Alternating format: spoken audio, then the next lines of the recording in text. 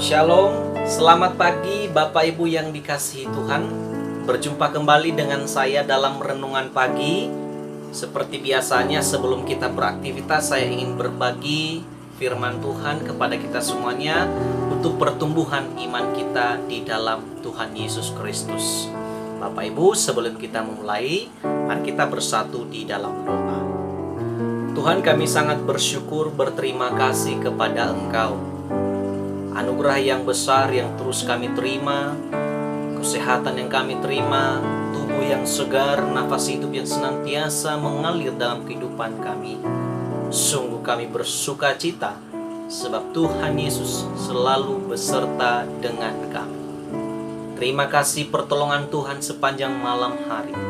Dan kini kami mau melakukan segala yang terbaik di hadapan Tuhan. Sebelum kami beraktivitas Tuhan, izinkan kami saat ini boleh disapa firman. Pimpin kami boleh mendengarkan dan mengerti firman-Mu yang kami dengar melalui YouTube saat ini. Mohon belas kasihan Tuhan, agar setiap saudara-saudari, keluarga, dan setiap jemaat yang menonton, mendengarkan khotbah ini, renungan ini, boleh dipakai Tuhan untuk menjadi saluran berkat dimanapun mereka berada. Pimpin kami firman. Kami sambut firman-Mu dalam nama Yesus kami berdoa. Amin. Bapak Ibu yang dikasihi Tuhan, firman Tuhan kepada kita hari ini terambil dari Kolose pasal 4 ayat 5 dan 6. Kolose pasal 4 ayat 5 dan 6, saya akan membacakannya kepada kita.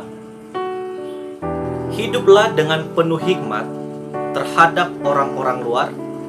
Pergunakanlah waktu yang ada. Hendaklah kata-katamu senantiasa penuh kasih. Jangan hambar, sehingga kamu tahu bagaimana kamu harus memberi jawab kepada setiap orang. Demikian singkatnya ayat firman Tuhan kepada kita di pagi hari ini. Berbahagialah kita yang merenungkan, melakukan firman Tuhan ini, dan terpujilah Allah yang firman. Shalom. Bapak Ibu, tema kita hari ini adalah mengakhiri bulan Mei di tahun ini. Besok kita sudah memasuki Juni. Tema kita hari ini adalah gaya hidup dengan bijaksana. Gaya hidup dengan bijaksana. Setiap orang memiliki gaya hidup masing-masing, ya kan? Memiliki penampilan, memiliki potensi diri sendirilah, gaya hidup style gitu. Ada seorang bapak-bapak, seorang suami sama seorang istri ya, memiliki gaya hidup yang pasti sangat berbeda. Tapi biarpun berbeda, harus setara dan sepadan. Kalau sempat berlebihan, maka tentunya akan terjadi bentrok di dalam rumah tangga. Oleh karena itu orang Kristen pun harus memiliki gaya hidup. Nah, sekarang gaya hidup seperti apa yang harus kita miliki? Nah, gaya hidup harus dengan bijaksana. Demikian pun para pemuda, pemudi, remaja, anak-anak muda yang terkasih. Kita memiliki gaya hidup masing-masing. Gaya hidup kita mungkin berbeda-beda. Ada yang berlebihan, ada yang tidak. Ada yang mengikuti zaman modern, milenial, ada juga yang masih tetap seperti zaman yang dulu. Itu tetap gaya hidup. Nah, setiap gaya hidup yang kita ikuti di zaman sekarang itu mempengaruhi psikologi kita, mempengaruhi mental kita, mempengaruhi tingkah laku dan kebiasaan kita. Maka jangan sampai terpengaruh dengan situasi dan keadaan saat ini dengan pengaruh-pengaruh dunia. Boleh bergaya, tapi gaya seperti apa gaya yang harus kita lakukan? Tentunya gaya yang sesuai dengan kekristenan kita sebagai anak-anak Tuhan. Bapak Ibu yang terkasih di dalam nama Yesus Kristus, firman Tuhan kepada kita hari ini adalah surat Paulus kepada jemaat di Kolose. Paulus saat itu sedang dipenjarakan oleh karena Injil Kristus. Lalu ia menuliskan surat kepada jemaat Kolose di pasal 3 ayat 18 dengan perikop sampai dengan pasal 4 itu tetap sama, yaitu adalah hubungan antara anggota-anggota rumah tangga. Tujuan daripada surat ini Paulus sampaikan kepada jemaat Kolose adalah supaya setiap anggota keluarga, baik itu suami istri, baik itu menantu mertua, baik itu anak-anak, setiap orang yang berada dalam rumah tangga, ingat, tetaplah mengerjakan dan mempertahankan keharmonisan di dalam rumah tangga. Terlebih-lebih kepada pasangan yang disebut sebagai suami istri. Tetap menjalankan kehidupan berumah tangga itu dengan dasarnya kasih Allah. Seorang suami mengasihi istri, istri mengasihi suami, dan setiap anggota keluarga harus saling mengasihi dengan penuh kasih sayang seperti Kristus itu bagi kita. Nah, masuk kepada pasal 4, demikian pun kita. Ketika kita sudah membangun keharmonisan, membangun kasih di dalam rumah tangga kita, nah kita sekarang akan keluar dengan orang banyak. Kita akan bertemu tidak hanya dengan orang-orang yang kita kenal dalam rumah tangga kita, tapi kita akan kenal dengan banyak orang. Maka gaya hidup dalam keluarga kita itu akan kita bawa keluar. Amin ya. Jadi di dalam rumah tangga itu, sebagai orang tua, sepasang suami istri harus bisa membangun gaya hidup yang baik. Misal di dalam Alkitab di ayat yang 18 dia katakan, hai istri-istri, tunduklah kepada suamimu. Hai suami-suami, kasihilah istrimu. Nah, ini gaya hidup dalam rumah tangga Kristen. Nah, gaya hidup yang terbangun ini harus juga dilakukan bagi orang banyak. Amin ya. Kita tidak boleh melakukan gaya hidup seperti ini hanya dalam rumah tangga kita, tapi kita lakukan itu di luar juga. Nah, gaya hidup seperti apakah yang Paulus inginkan kepada kita hari ini melalui firman Tuhan? Tema kita tadi adalah gaya hidup dengan bijaksana. Nah, mari kita perhatikan ayat 5 dan ayat yang ke-6. Ayat yang kelima, dia katakan, hiduplah dengan penuh hikmat terhadap orang-orang luar. Berarti, Paulus menginginkan kita di pagi hari ini untuk kita bijaksana dalam bergaul. Ya, kita harus memiliki gaya hidup di dalam pergaulan. Gaya hidup kita di dalam pergaulan adalah perlu bijaksana. Paulus katakan, hiduplah dengan penuh hikmat. Penuh hikmat, penuh bijaksana. Tidak boleh setengah, tidak boleh kadang-kadang, tidak boleh dipengaruhi oleh situasi. Ini bukan karena ini teman akrab atau yang lain, maka kita terpengaruh. Sebagai orang Kristen, kita tetap menjaga gaya hidup kita dengan bijaksana ketika bergaul. Bergaul sama siapa? Kepada orang-orang luar. Orang-orang luar ini Bapak Ibu bisa kita indikasikan adalah mungkin yang berbeda suku dengan kita, yang berbeda agama dengan kita, yang berbeda gaya hidup dengan kita, yang berbeda kebiasaan dengan kita. Nah, kita harus menunjukkan kebijaksanaan kita di dalam bergaul terhadap mereka. Inilah dasar, ini background kita Bapak Ibu. Sebagai orang Kristen, tunjukkan kebijaksanaan di dalam bergaul. Wahai para suami, para istri, harus tunjukkan gaya hidupmu ketika engkau bergaul, berkawan dengan seseorang yang sudah bersuami atau beristri. Jangan sampai gaya hidup kita berlebihan sehingga terjadi omongan-omongan yang bisa menghancurkan rumah tangga kita. Jangan sampai hancur ke rumah tangga kita karena kita tidak bijaksana dalam bergaul kepada orang banyak. Pertahankan gaya hidup bijaksana kita ketika bergaul. Wahai kita para pemuda remaja, jangan karena keadaan itu begitu baik, begitu milenial katanya, tetapi akhirnya kita terjerumus ke dalam dosa karena tidak bijaksana. Mari kita perlu bijaksana dalam bergaul. Lihat siapa kawanmu, lihat siapa yang ada di sekitar kamu, lihat siapa orang-orang yang berteman dengan kamu. Cari tahu pengalaman mereka, cari tahu pribadi mereka. Nah, ketika kamu melihat pribadi mereka, mari berhati-hati, waspada terhadap pergaulan kamu dengan mereka. Jangan sampai pergaulan kita justru membuat iman kita, membuat hidup kita tidak baik. Itu yang pertama, gaya hidup dengan bijaksana ketika bergaul. Yang kedua adalah Paulus katakan, pergunakanlah waktu yang ada. Nah, pergunakan waktu yang ada itu adalah berbicara tentang waktu. Bagaimana kita bijaksana di dalam waktu? Setiap kita punya banyak waktu, Bapak Ibu. Oke, kita tidak hanya punya banyak waktu terhadap teman-teman di luar sana. Kita pun perlu banyak waktu terhadap keluarga kita. Apalagi kita perlu banyak waktu kepada Tuhan. Nah, ada waktunya, waktu kosong ketika bekerja. Mari pergunakan waktu tersebut untuk Tuhan. Saat teduh di hadapan Tuhan, baca Alkitab, telepon keluarga, tanya orang-orang yang sedang galau, yang sedang butuh pertolongan, SMS. Inilah waktu yang baik yang perlu kita pertahankan. Mari bijaksana, Bapak Ibu. Hari-hari yang kita lewati adalah berbicara tentang waktu. Nah, kalau berbicara tentang waktu berarti kita perlu memilah-milah. Kita perlu harus tahu. Kita perlu harus bisa merasakan dan harus bisa mengetahui segala sesuatu yang akan kita kerjakan ke depan. Orang Kristen harus bijaksana di dalam waktu. Jangan bilang, Pak Meno, saya tidak punya waktu kepada keluarga.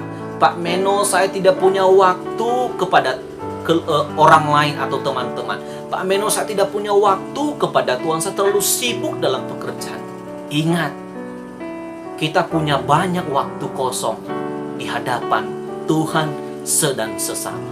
Maka pergunakanlah waktu yang baik itu untuk berbagi kebaikan, berbagi gaya hidup yang baik kepada semua orang. Agar ketika kita membagi waktu kita kepada orang banyak, maka mereka pun akan diberkati bila cara kita pun dilakukan dengan baik. Apalagi waktu yang kita pergunakan itu adalah tertuju kepada Tuhan Yesus. Mari bersama-sama kita perlu bijaksana dan menunjukkan gaya hidup seperti ini. Bijak di dalam menggunakan waktu. Yang ketiga adalah gaya hidup dengan bijaksana adalah ketika kita berbicara. Yang ketiga, ayat yang ke-6, Paulus katakan, hendaklah kata-katamu senantiasa penuh kasih, jangan hambar.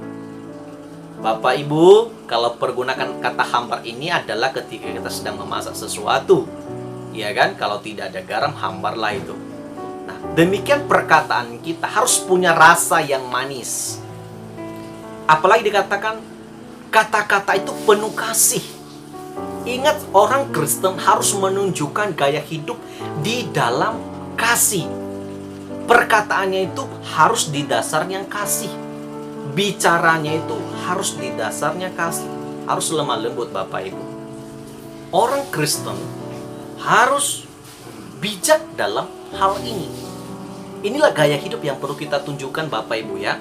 Nah, dalam keluarga tunjukkanlah bicara yang sopan, yang ramah, supaya suami dan istri ketika berbicara, wow, begitu enak sekali.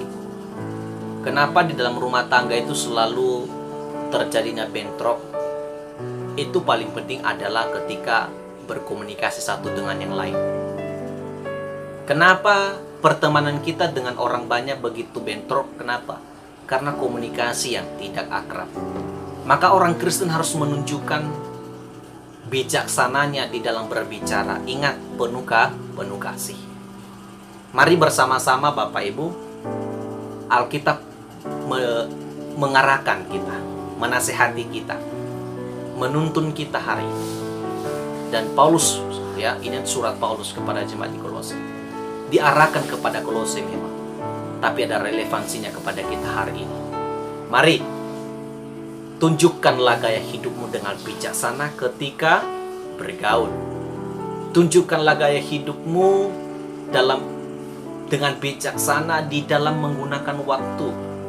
Dan tunjukkanlah gaya hidupmu dengan bijaksana ketika berbicara.